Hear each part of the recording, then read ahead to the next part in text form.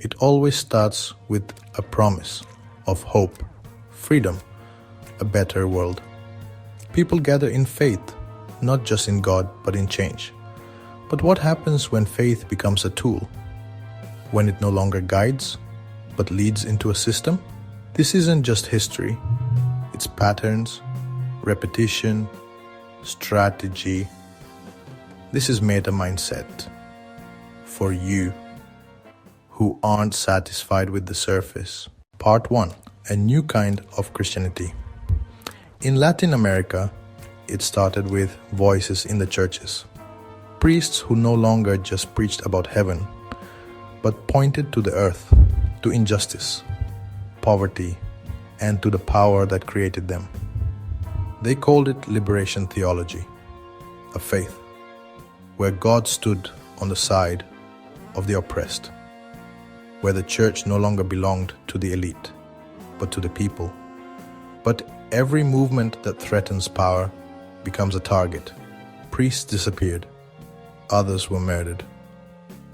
Not for what they did, but for what they awakened in people. Part 2. Faith as a threat, power as resistance. Behind the scenes, another game began. Regimes armed with military, intelligence agencies with lists of names, and the West, which saw a threat in every sermon about justice. The US and the Vatican feared that religion was changing sides. And they were right, because it started speaking with the voice of the people. But if faith can tear down systems, can it also build new ones? Part 3. The Middle East Rises.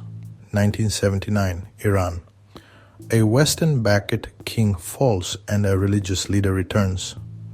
Khomeini speaks like a prophet, moves like a revolutionary, but builds a theocracy. It's the beginning of a new chapter, not just in Iran, in Afghanistan, in Egypt, in Iraq, in Lebanon.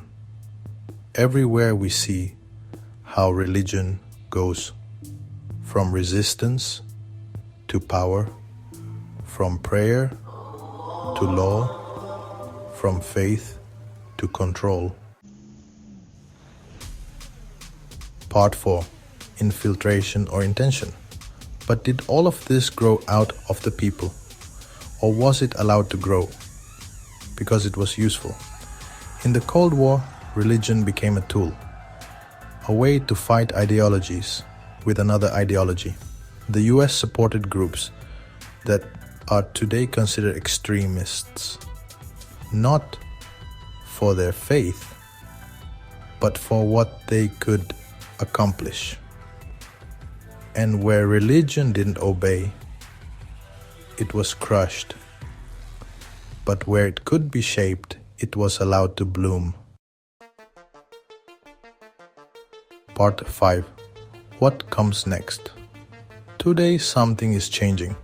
Generations that grew up under religious regimes are starting to question.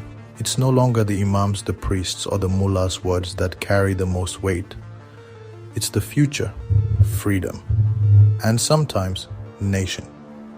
Nationalism is growing, not always healthy, not always dangerous, but more predictable, more useful.